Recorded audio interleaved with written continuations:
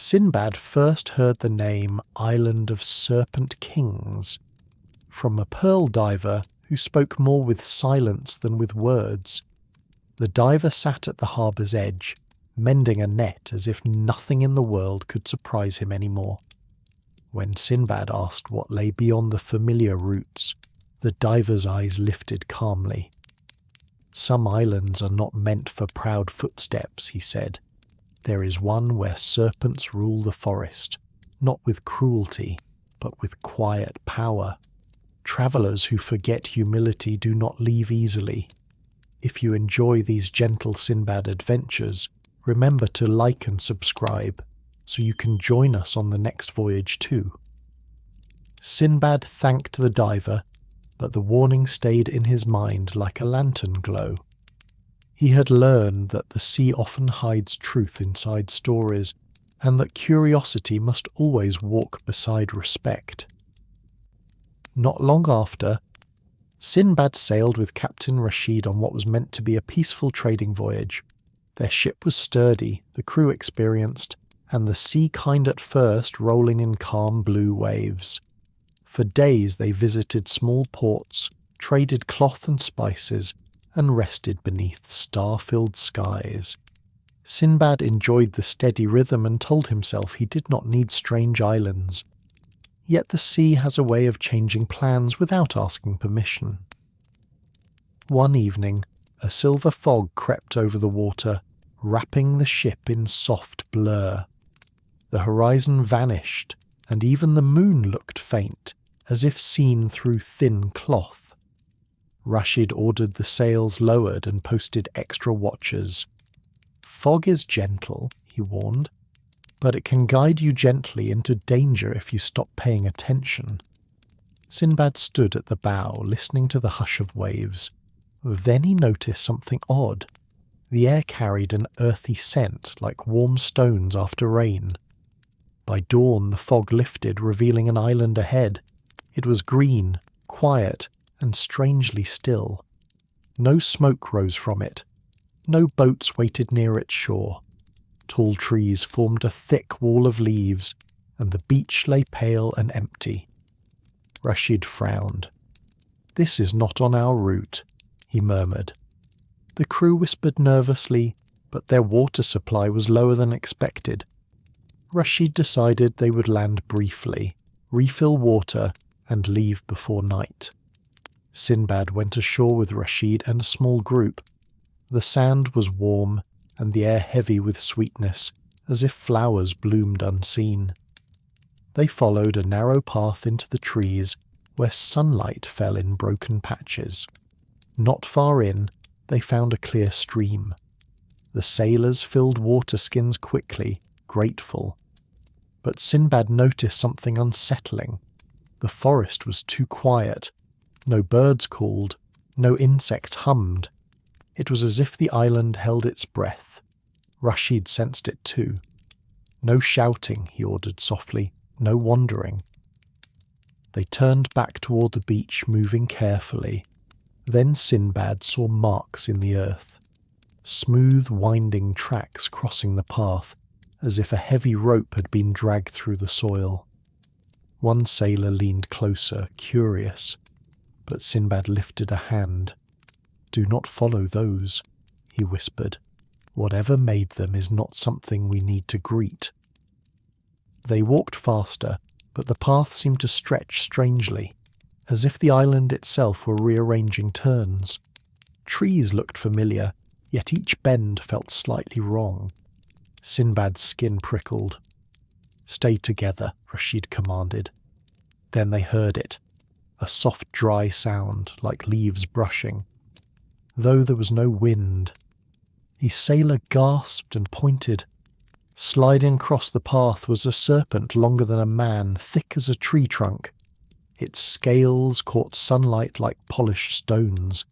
It did not strike. It did not rush.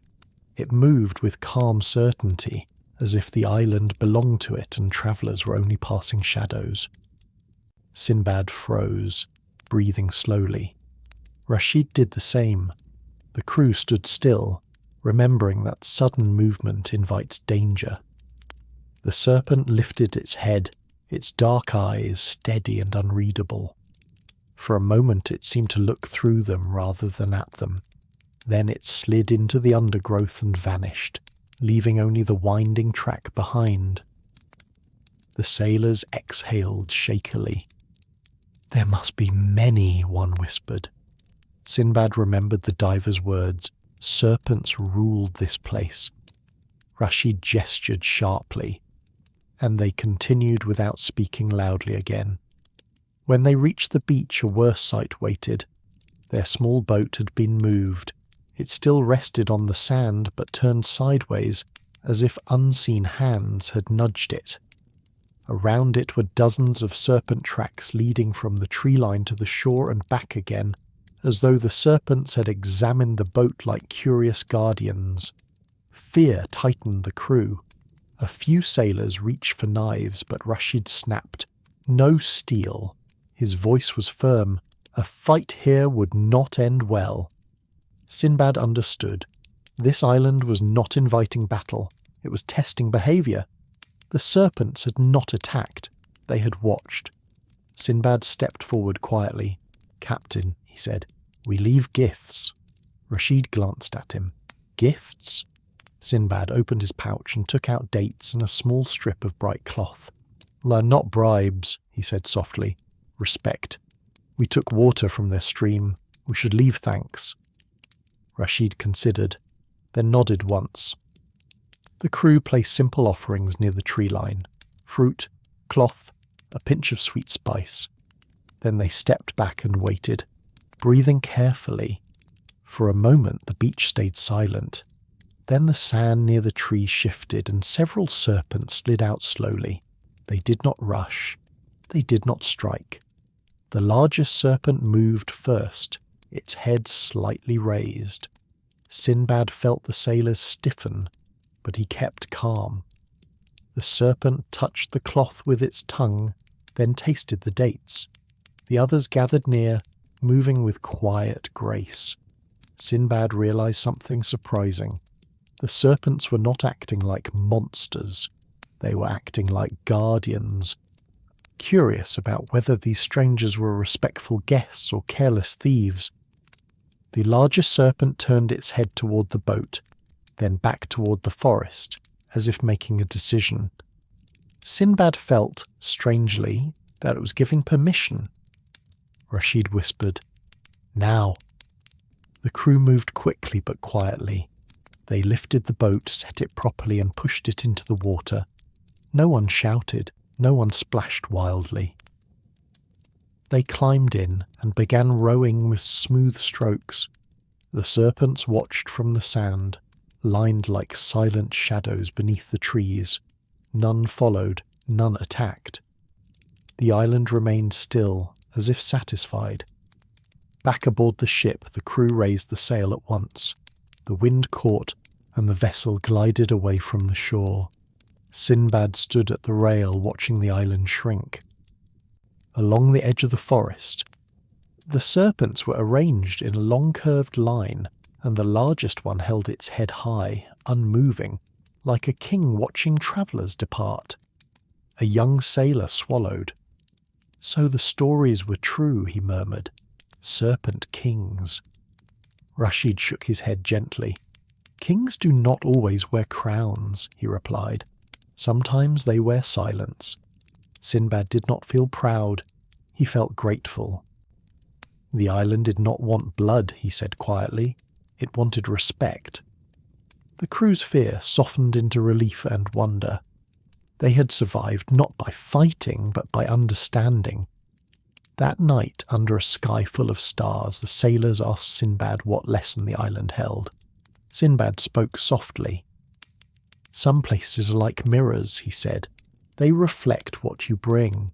If you bring violence, they answer with chaos. If you bring greed, they answer with traps. But if you bring patience and humility, they sometimes open a path." One sailor frowned thoughtfully. "Why did the path feel longer on the way back?" Sinbad considered. "Perhaps the island wanted to see if we would panic," he said. "Fear makes people scatter. Calmness keeps people together. Rashid nodded. That is why leaders must stay steady, he added. A calm mind is sometimes the strongest weapon. When Sinbad returned home weeks later, he did not bring back jewels or rare cargo. He brought back a quiet treasure: wisdom. When children asked him about the island of Serpent Kings, he did not describe it as horror. He described it as a place of silent power, where creatures were not cruel, only watchful, and where survival depended on respect more than strength. The serpents could have harmed us, Sinbad told them. Aye, but they chose not to. They watched to see what kind of travellers we were. And Sinbad hoped that any sailor who found that island in the future would remember the simplest secret of safe journeys: walk gently, speak kindly, and leave respect behind like a lantern on the sand.